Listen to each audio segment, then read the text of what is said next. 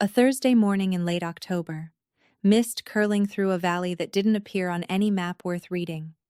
The kind of place where roads turned to gravel, and gravel turned to dirt, and dirt turned to nothing at all. Cressfield. A name that meant nothing to anyone with power, and everything to the woman who had chosen it as the place to stop existing. At 20 minutes past 5, the most feared man in 4 territories stood at the end of a narrow stone path. His breath hung visible in the cold air, his coat too fine for a place like this, his shoes darkened by mud he hadn't noticed stepping through. He was staring at a cottage. Small, ordinary, half hidden behind an overgrown garden that looked like it had been loved into wildness rather than neglected. Smoke drifted from the chimney. A light glowed behind thin curtains. He heard her before he saw her. Not her voice, but her movement. The soft creak of floorboards, the quiet rhythm of a life that had learned to begin before the world was watching. Then a smaller sound.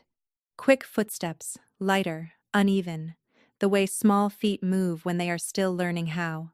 The front door opened without warning, and everything he had built inside himself over the past 4 years, every wall, every controlled breath, and every carefully maintained silence, collapsed. She stood in the doorway, haloed by warm light, wearing a knitted pullover with sleeves pushed past her wrists. Her auburn hair was shorter than he remembered, her face thinner but steadier, like time had carved away everything that was not essential and left only what could survive. She was not the woman he had left behind. She was someone else entirely. At her side, a girl stood with one hand gripping the edge of Revka's sweater and the other holding a small wooden horse.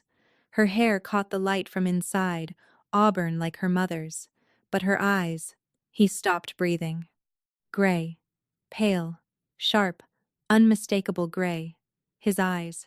His exact eyes set in a face so small and soft they looked borrowed from another world entirely. The girl tilted her head and looked at him the way he had looked at men across negotiation tables, without fear, without flinching, like she was deciding whether he mattered. Behind Revka's legs, half hidden, a boy watched him. Darker, quieter, nearly invisible in the shadow of his mother. Dark hair pressed close to his forehead, warm brown eyes that carried none of his coldness, but the way he held himself, still and measured and perfectly controlled, was something no child should have known how to do. 2 children. His children. The realization came all at once, violent and absolute. His lungs refused to work.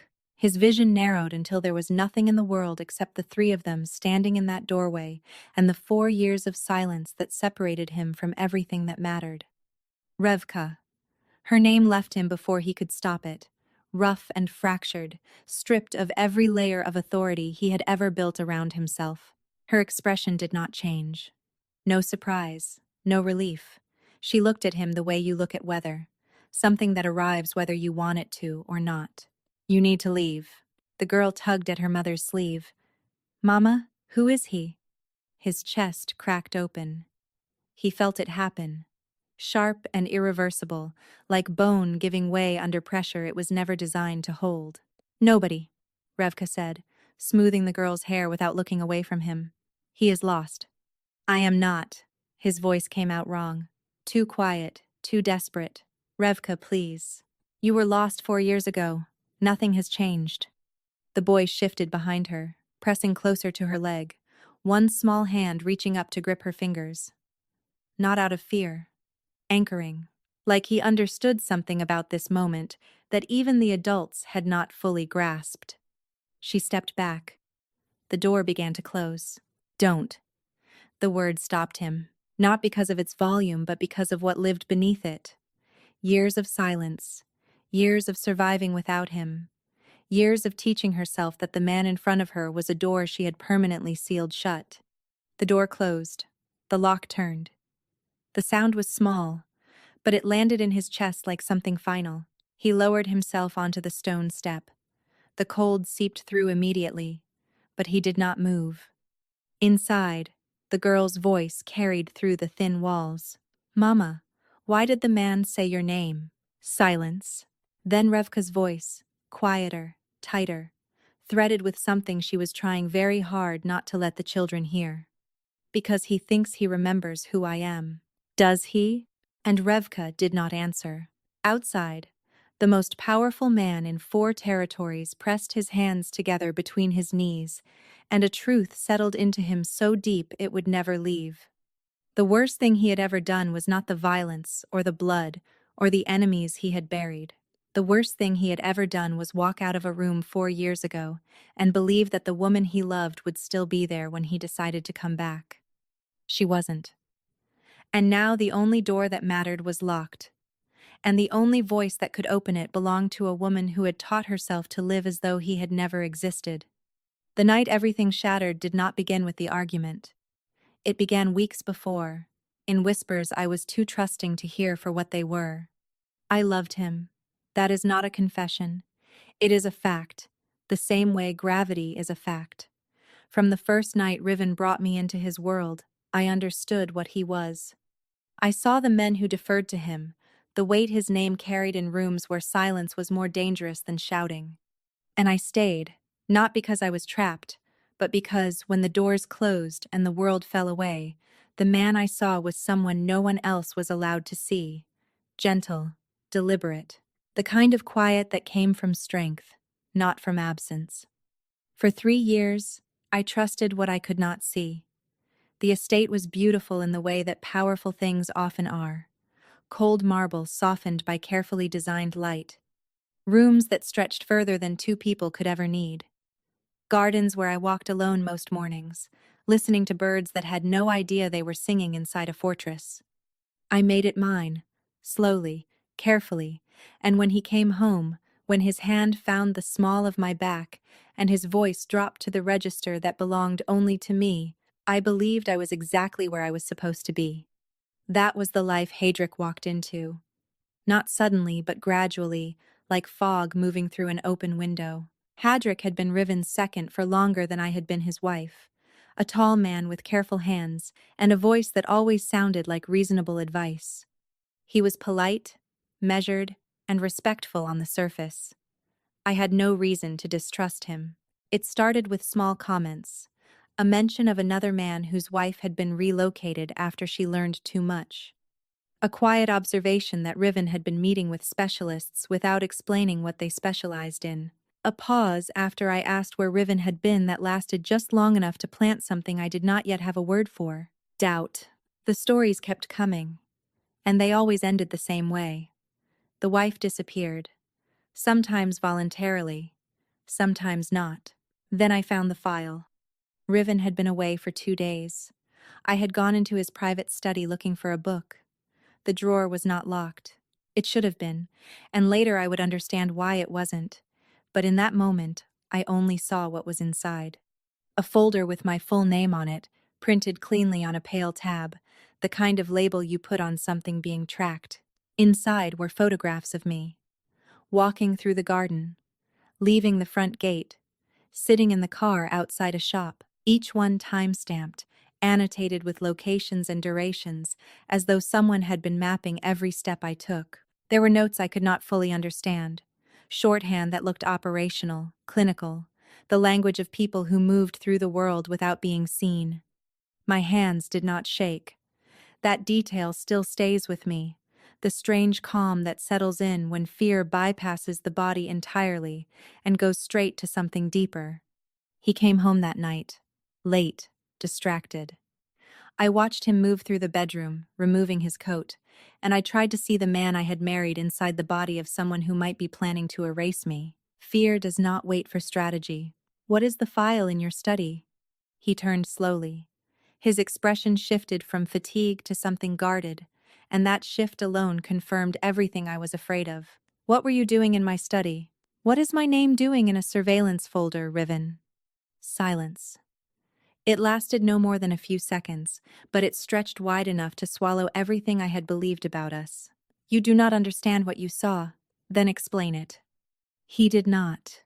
He stepped toward me instead, his voice dropping to that low, controlled register that I had once found comforting and now felt like a cage closing around me. That room is not for you. Those files are not for you. You need to trust me. Trust you. You are tracking me, photographing me, and you want me to trust you. His jaw tightened. His eyes changed. And I watched the gentleness I had loved drain out of them, replaced by something harder, something that belonged to the man the rest of the world feared. If you cannot trust the person you married, then maybe you never understood what this life requires. The words landed like a blade, not shouted, spoken with a calm that made them worse, because calm meant he believed them. He waited for a response. When none came, he picked up his coat with movements that carried the finality of a man who had already decided his next step. I will be at the North Office. When I come back, we will discuss this properly. He walked out. The front door closed. A car engine turned over, pulled away, and faded into the kind of silence that exists only when you are completely alone in a building designed to hold an army. I stood in the bedroom and felt, with a certainty that was absolute, that if I was still in this house when he returned, I would not leave it again. Not by choice. I did not sleep. The house settled around me the way large houses do at night, creaking and shifting as though it had its own restless thoughts. I sat on the edge of the bed, my mind running through every possible version of what came next. Every version ended the same way. The decision arrived the way certainty always does. Quietly, completely, like a lock turning inside my chest. I stood up and began to move. One bag. Plain canvas from the back of the closet. 2 changes of clothes. Simple and dark. A pair of shoes that could handle distance. My mother's ring, small and silver, the only thing I owned that had existed before him. Cash I had kept hidden in the lining of a coat I never wore. Because some instinct I had never fully listened to had always known that a woman living inside another person's power should keep something that belonged only to her. The estate was never empty. Guards rotated along the perimeter.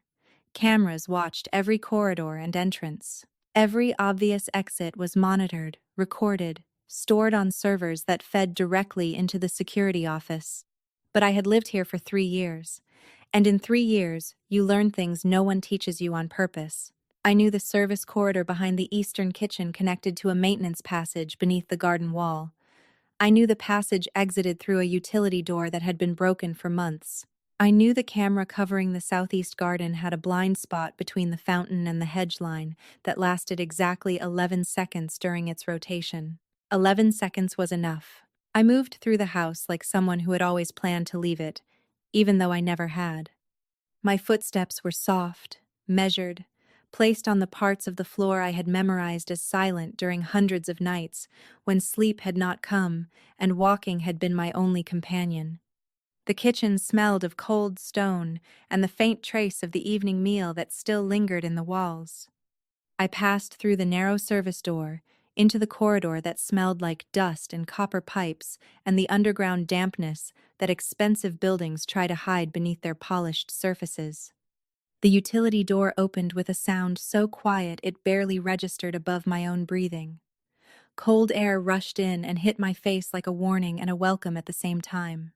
Outside, the estate grounds stretched dark and still. The security lights created pools of harsh white that made the shadows between them seem deeper and more solid.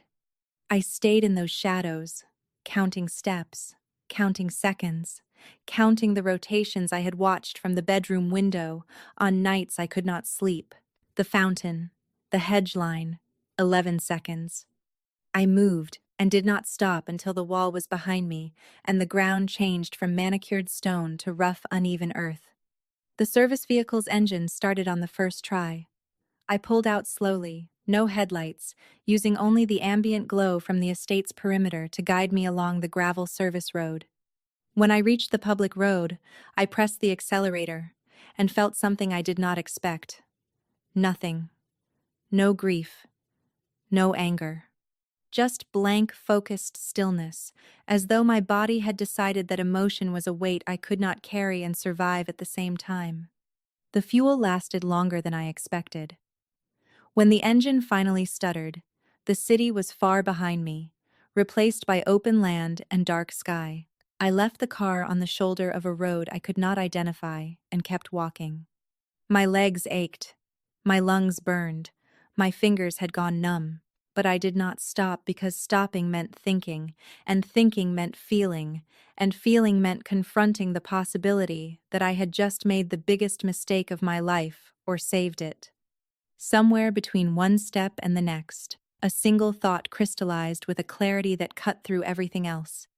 I was alone. Entirely, irreversibly alone. No name, no protection, no place in the world expecting me. Just a woman on a road with a canvas bag and the fading memory of a life that had closed behind her. And for the first time since I opened that drawer, something flickered through the emptiness. Not fear, not sadness. Something harder, something older. Survival. I did not know where I was going. All I knew was that behind me, a man who had never lost anything that mattered was about to wake up and discover that the one thing he had taken for granted had decided, quietly and without permission, to disappear. And by the time he understood what that meant, I intended to be someone he could never find. I walked for 2 days before the land decided I had gone far enough. The roads narrowed and vanished, replaced by dirt paths between hills of brown grass and scattered stone. I passed through places that were not quite towns, clusters of houses with smoke rising from chimneys, and dogs that watched from porches but never barked. No one spoke to me. I looked like what I was, a woman moving away from something. On the second evening, just as the last gray light drained from the sky, I came over a low ridge and saw it. Cressfield. Not a town, really. More like an agreement between a handful of buildings and a single road. A church with a steeple that leaned left, a post office that doubled as a general store, cottages built by people who cared about keeping the rain out, not impressing anyone. No cameras, no black cars, no men tracking movement they were paid to notice. Just quiet. The kind of quiet that settles when the world has forgotten a place exists and the people who live there have decided that being forgotten is not a punishment but a gift. I stood at the edge of it for a long time, my bag heavy on my shoulder, my feet raw inside shoes that had not been designed for the distance they had carried me. I waited for something to feel wrong, for some instinct to tell me to keep moving. Nothing came. Instead, something loosened inside my chest. Not relief exactly, but a small, quiet exhale I had been holding for 2 days without realizing it. I walked into Cressfield the way you walk into water. Slowly, carefully, letting it close around me one step at a time. The greenhouse was at the far end of the main road, set back behind a low stone wall covered in moss. A long structure of old glass panes held together by iron framing turned green with age. Inside, even from the road, I could see color. Deep greens, flashes of violet and white, life insisting on existing even when everything around it had gone dormant. The woman who owned it was standing outside, pulling dead leaves from a climbing vine with bare hands. She was older than me by 20 years, broad-shouldered, with silver hair cut short, and eyes that held the particular sharpness of someone who had lived long enough to stop being surprised. "You need work," she said. Not a question. I nodded. She looked at my shoes, my bag, and the exhaustion I could no longer hide. Then she looked at my face, and something passed between us that I would later recognize as the kind of mercy that exists only in people who have needed it themselves. "Dagny," she said, extending one soil-darkened hand. "Revka." She did not ask where I came from. "We open before sunrise. The cuttings need watering at first light. There is a room above the supply shed. It is small, but it is warm. No paperwork, no references, no trail. Just an offer extended with the efficiency of someone who had learned that people in trouble needed solutions, not questions. The room was small, warm, and clean. A bed with a quilt that smelled of cedar. A chair by a window overlooking the greenhouse and the hills beyond. A door with a lock that answered only to me. I sat on the bed and pressed my hands against my face and breathed. For the first time in days, I was still. I should have felt safe. Part of me did. But there was another part, deeper, sharper, the part that had memorized camera rotations and counted seconds between security sweeps that knew better. Men like Riven did not lose things, they recovered them. I told myself I had been careful. I told myself this place was too small, too far, and too meaningless to appear on a search grid. I told myself 100 things that sounded like logic but felt like hope. And hope, I had learned, was the most dangerous thing a woman in my position could carry. The days took shape slowly. I learned the rhythms of the greenhouse, the way cuttings taken at the wrong time would refuse to root no matter how carefully you treated them. My hands learned soil, stems, the ache of hours that asked everything of your body and nothing of your past. Dagny did not speak much. She never asked about before. She simply let me exist. And in that space, something I had not felt in a long time began to take root. Not safety. Not yet. But the possibility of it. And then, 3 weeks after I arrived, I woke before dawn with a wave of nausea so sudden and so violent that I barely made it to the edge of the bed before my body turned itself inside out. I told myself it was exhaustion. The weeks of walking, the sleepless nights, the stress that had wound itself so tightly it had found a way to demand attention. I told myself a dozen things that let me get through the morning without confronting what some deeper part of me already knew. The nausea came back the next day, and the next. Always in the early hours. Always sharp enough to leave me gripping the nearest surface. Dagny noticed, but said nothing. She simply placed a cup of ginger tea beside me each morning and went back to her work. By the end of the second week, I could not pretend anymore. The doctor was a woman named Petra, older, unhurried, with hands that moved with the calm precision of decades. She asked simple questions. I gave careful answers. She did not push when my silences stretched. "You are pregnant," she said. The words hung somewhere between my ears and my chest, suspended in a space where understanding had not yet agreed to meet them. How far along? 8 weeks, perhaps 9. 8 weeks. I counted backward and arrived at a date that placed this child's beginning in the same house I had fled, in the arms of the same man whose name I was trying to erase. I walked back through Cressfield slowly, pregnant, not just running anymore, growing something inside me that was half his, a living, undeniable connection to everything I had left behind. The thought stopped me in the middle of the road. Everything changed. Every calculation, every precaution was now more complicated, more fragile, and more permanent. This was not just my disappearance anymore. This was a child who would carry his blood, his features, his legacy in their bones, whether I wanted it or not. And if he ever found out, it would not just be me he came for. The months that followed moved in a way I had never experienced before.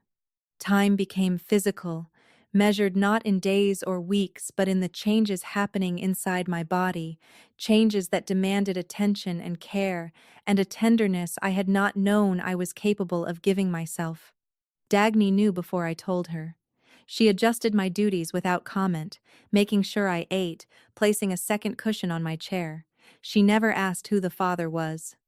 Petra confirmed what I had not expected. Not one child. 2. Twins.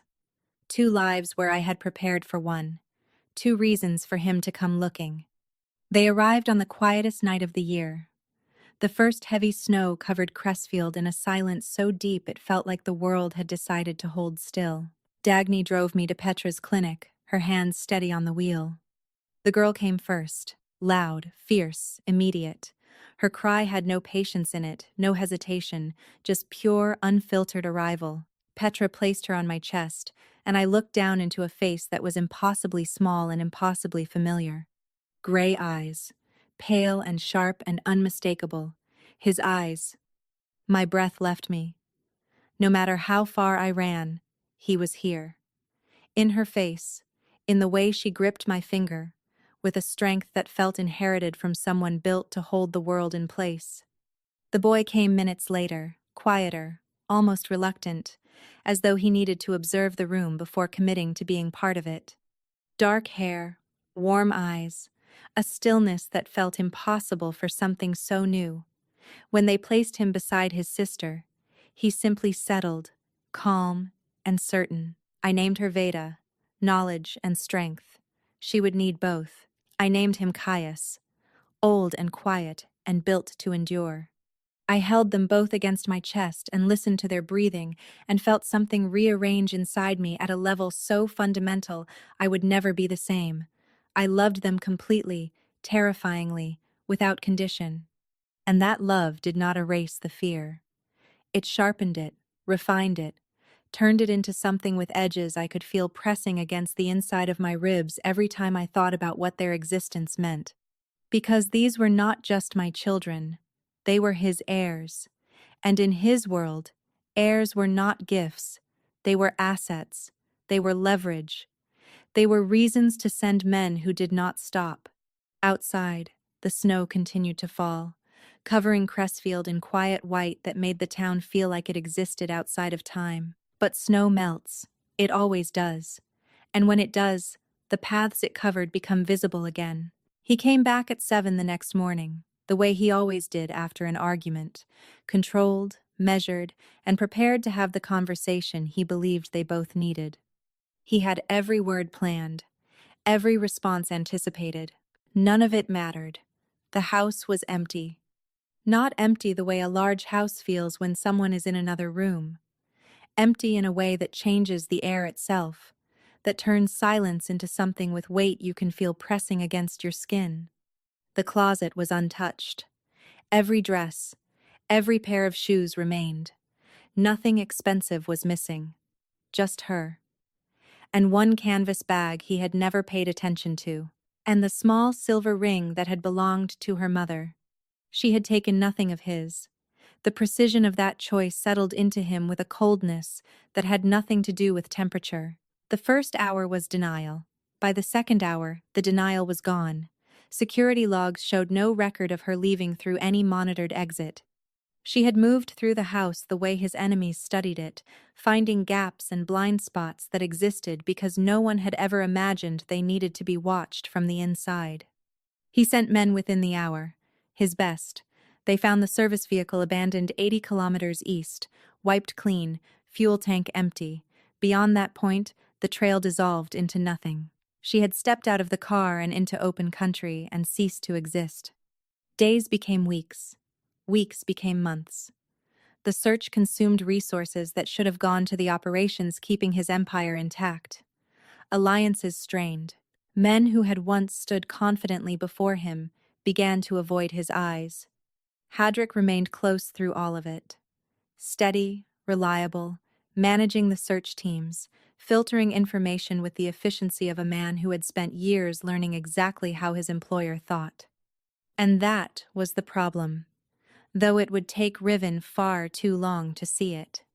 The shift began with exhaustion, not suspicion. After months of dead ends, Riven stopped looking outward and started looking back. The file, her name on the folder, the photographs. He had not put that file in the study drawer.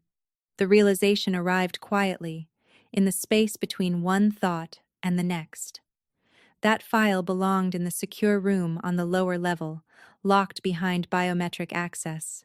It was part of a protection protocol he had commissioned 6 months earlier, designed to monitor her movements for safety, not control. Every photograph and timestamp existed because he had wanted to ensure that if anyone tried to reach her, his people would see it coming.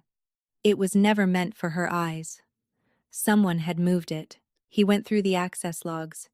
Hadrick had accessed the secure room 11 hours before Revka found the file. No logged reason, no report. And in the security footage from the study corridor, a 4-minute gap at exactly the time the file would have needed to be placed. 4 minutes. Scrubbed clean. By someone with authority to edit the system. Riven began to pull threads. He traced Hadrick's communications, finances, and movements. He found patterns where there should have been none. Meetings with unknown contacts. Transfers through accounts that existed only on paper, and beneath it all, a name appearing with increasing frequency. Barova. A rival family. Patient, strategic. They understood the fastest way to destroy a man like Riven was to remove the one thing that made him human. The confrontation happened in a room with no windows, in a building that did not officially exist. Hadrick did not deny it. The evidence was complete. Riven asked only one question. Did you know she would run? Hadrick's answer was the last thing he ever said in a room with Riven. I counted on it. The Barova family unraveled over the following months. Hadrick disappeared the way people disappear when they have been erased by someone who understands that true punishment is not pain, but absence. It should have been enough. It was not, because she was still gone. And the truth that everything she believed was built on a lie planted by someone he trusted did not bring relief. It brought a weight so heavy that some mornings he could not stand beneath it. She had run from a lie, and he had lost her to a truth he never got the chance to explain. That was when the search changed. No longer wide and desperate, focused, singular, stripped of everything except one objective: find her, not to take her back. Just to stand in front of her and say the one thing 4 years had not allowed him to say. It was not what you thought. And I never stopped looking. It happened because of a photograph in a regional newspaper that fewer than 300 people had ever read, a feature on autumn markets in the northern valleys. Small towns celebrating harvests with tables of produce and handmade goods. She was not the subject. She was barely in the frame, a figure behind the main row, partially obscured by a display of potted herbs, her face turned just enough to catch the light. Hair shorter than any photograph he had on file, expression belonging to a version of her shaped by years he had not been part of. His analyst almost missed it. Something about her posture caught his eye, something about the way she held her shoulders that did not match the casualness of the scene around her. He ran it through 3 systems before sending it forward. The message arrived without commentary. No explanation was needed. When the image opened on Riven's screen, the room around him ceased to exist. He stared at it for a long time. Longer than a man who prided himself on decisive action should have allowed. The resolution was not perfect. The angle made certainty difficult for anyone who did not know her the way he did. But he did know her. He knew the way she stood, the way she held space, the way her body carried itself even in stillness. What he saw was not a possibility. It was a fact. She was alive. She was in a place called Cressfield. And she had not been erased from the world the way he had feared in the darkest hours of the years without her. His first instinct was familiar. Send men. Establish surveillance. He dismissed it before the thought was fully formed. Years of sending men had produced nothing except distance. Distance from her, from the truth, from the version of himself that might have been able to stand in front of her and be something other than a title. He stood without speaking. The room shifted the way rooms always shifted when he moved with that particular energy. Conversations dying, eyes lowering, bodies adjusting to the signal that whatever was about to happen was not something anyone could interfere with. He drove alone. No escort, no advance team, no contingency plan beyond the simple act of arriving. The city fell away, replaced by roads that narrowed and roughened and eventually surrendered to terrain that existed only because no one had seen reason to improve it. The drive took hours. He did not stop. The landscape changed around him, hills rising, trees thickening, and the air through the cracked window growing colder and sharper with every mile. He was leaving his world and entering hers, and with every kilometer the distance between what he controlled and what he did not became more obvious. Cressfield appeared the way small towns do after hours of emptiness, a cluster of shapes against a valley floor, modest and completely indifferent to his existence. He parked at the edge of town in the last dark hour before dawn. The engine died, and the silence that replaced it was total. The kind of silence that belongs to places where people sleep without guards and wake without checking perimeters. He found the cottage the way instinct finds what it has been searching for, not through logic, not through information, but through something deeper that had been pointing in this direction for 4 years without knowing it. He stood at the end of the stone path and waited. Mist gathered around him. Cold settled into his coat. Light glowed behind thin curtains. The door opened, and everything he had prepared for vanished the moment he saw her face. And then, the children, two of them, standing beside her like they had always been there. The girl's gray eyes hit him first, then the boy's quiet stillness. And the door closed again, the same way it had closed at the beginning of a story he was only now understanding he was living inside. But this time, he did not leave. He did not leave that day, or the next, or the day after that. The town registered it with slow, quiet curiosity. A man who did not belong in Cressfield had taken up residence on the front step of a cottage, and he showed no sign of moving. He sat the way men sit when they have nothing left to negotiate, elbows on knees, eyes fixed on a door that did not open. Inside, Revka felt his presence the way you feel a change in air pressure before a storm. Not through sight or sound, but through something older, something wired into the part of her that had spent 4 years learning to detect threats in spaces that were supposed to be safe. She moved through the cottage with deliberate calm, preparing meals, tending to the children, maintaining the rhythms of a life built to function without interruption. But there was an interruption now, sitting 6 feet from her front door, refusing to become something she could ignore. Veda broke first. She was not built for patience or closed doors. By the second morning, she had positioned herself at the window, watching him with a frank, assessing gaze. "He is still there, Mama. I know. Is he waiting for something?" Some people do not know when to leave. Veda considered this seriously. Maybe he is not trying to leave. Maybe he is trying to stay. The words landed in a place Revka had not prepared to defend. Caius said nothing. He watched his mother instead, tracking the tightness in her shoulders, the way her grip changed on the spoon, the slight pause in her breathing after Veda spoke. He did not understand what was happening, but he understood her. Dagny walked past on the second afternoon and stopped to study Riven with the expression she used to assess plants that might or might not survive transplanting. "You are Riven," she said. "Not a question. She told you." She did not have to. A woman does not learn to disappear that completely unless something worth disappearing from taught her how. She crossed her arms. "I am not going to ask if you deserve to be here. That is not my decision. But I will tell you this. If you are here to take something that does not belong to you, this town will know before you do." He held her gaze. "I am not here to take her back." "Then what are you here for?" The answer took longer than it should have, not because he did not know it, but because saying it out loud made it real in a way that sitting silently on a step did not. "To be here, for as long as she will let me." Dagny studied him, then picked up her seedlings, and continued without another word. On the third morning, Revka stepped out for firewood. Their eyes met across the porch. She did not speak. He did not move. Then she went back inside, but the door did not lock behind her. He heard the difference. The click that had been there before was absent. Not an opening, a question she had not yet decided the answer to. That afternoon, Veda appeared at the window. She opened it, just a crack. "Are you cold?" He looked up at those gray eyes that could have been pulled from his own reflection. "A little." She disappeared. A minute later, the front door opened, and a small hand pushed something onto the porch. A knitted scarf, slightly uneven, made of dark green wool that smelled faintly of the greenhouse. The door closed fast, as though the act of giving had used up all the bravery available for one day.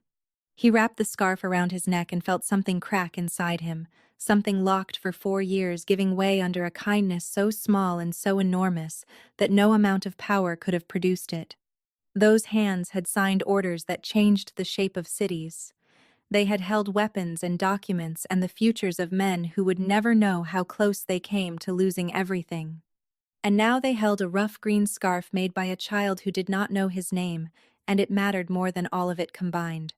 Inside, watching through the curtain she thought he could not see past, Revka pressed her hand against her mouth and closed her eyes. Because her daughter had just done the one thing she had been trying to prevent.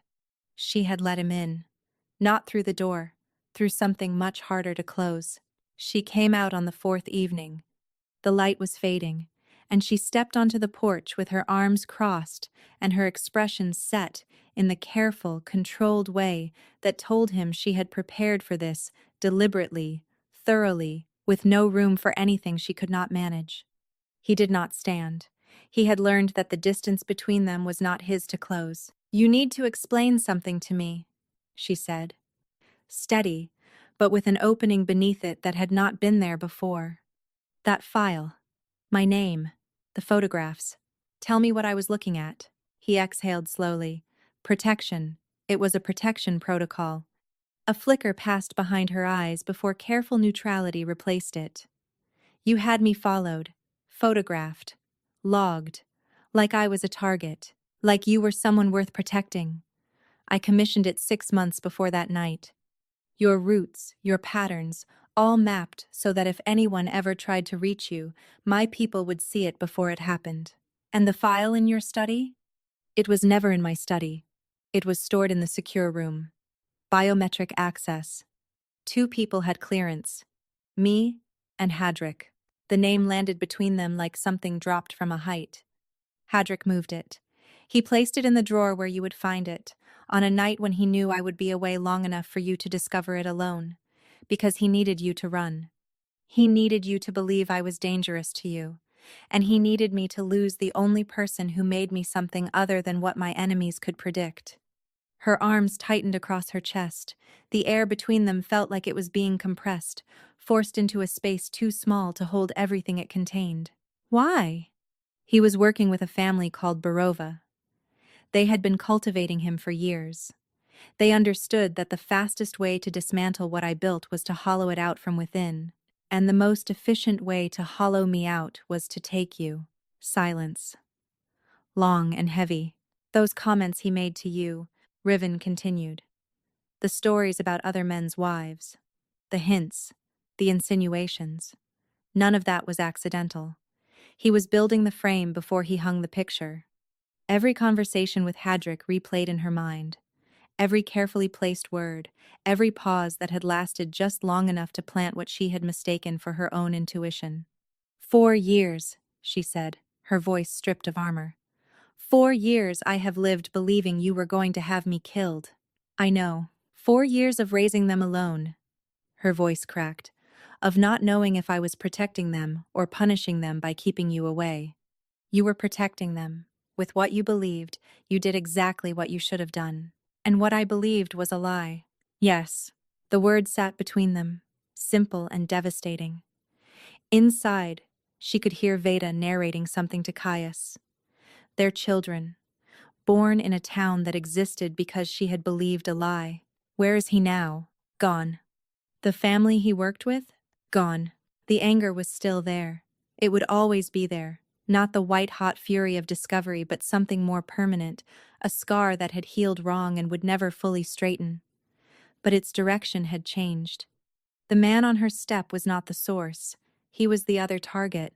They had both been hit, just from different angles. "I do not know what to do with this," she said. His expression held something she had not seen before. Not patience or control. Something more exposed. The kind of honesty that powerful men do not survive long enough to learn. "Neither do I, but I am not going to figure it out from anywhere else."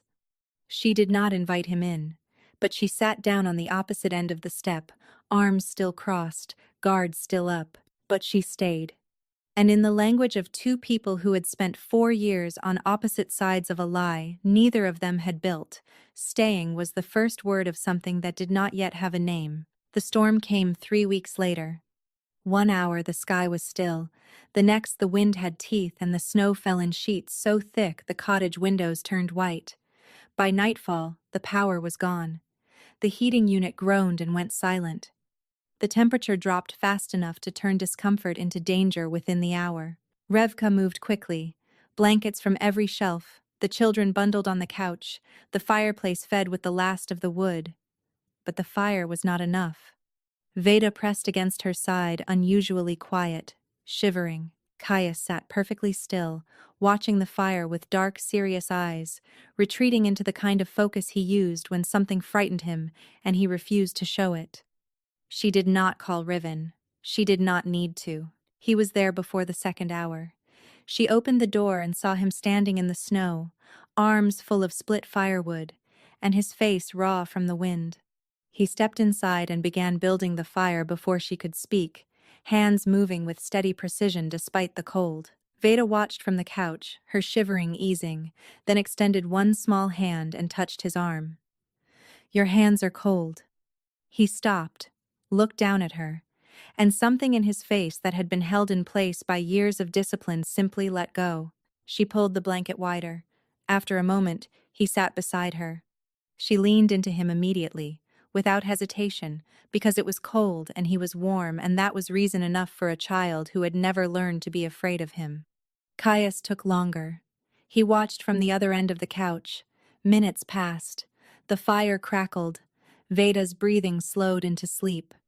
Then Caius stood, crossed the distance, and sat beside Riven on the opposite side. He did not lean in. He simply sat close enough that their arms touched. Riven barely breathed. He sat between his two children, one pressed against his side in trust, the other choosing proximity on his own terms, and felt something so far outside the architecture of power that had defined his life that he could only accept it for what it was. He was their father, and for the first time he was being allowed to feel it. Across the room, Revka watched from the kitchen doorway. This was what had been taken from them. Not by Riven, not by her, but by a man who understood that the most efficient way to destroy two people was to make each one believe the other was the enemy. 4 years of storms faced alone, of children comforted without a second pair of arms. She could not get those years back. But this moment was here, and it was real. The storm passed by morning. Riven had not slept. The children had, still pressed against him when the first light crept through the windows. Revka brought him coffee without being asked. Their fingers touched around the ceramic, and neither pulled away. "I am tired," she said quietly. Not a statement of defeat. A door opening. "I cannot do this alone anymore." "You do not have to." Veda stirred, blinking awake. She looked at him, then at her mother, then back. "You stayed," she said, with the absolute authority of a child who has decided something is fact. "I did." Caius woke slower. He looked at his father for a long moment. Then he reached up and placed his hand on Riven's, his small fingers resting against scarred knuckles that had once held an empire together and were now learning to hold something far more fragile and far more important. Revka watched, and something inside her that had been locked for 4 years, quietly, finally, turned. She stepped forward. The distance between them was no more than a few feet, the same distance that had separated them on that first morning. But it felt different now. Smaller. Crossable. She said the only thing that mattered. "The door is open." He understood. The door that had closed on a night 4 years ago, sealed with silence and distance and a strength that had kept her alive but also kept her alone, was open, and it would stay open.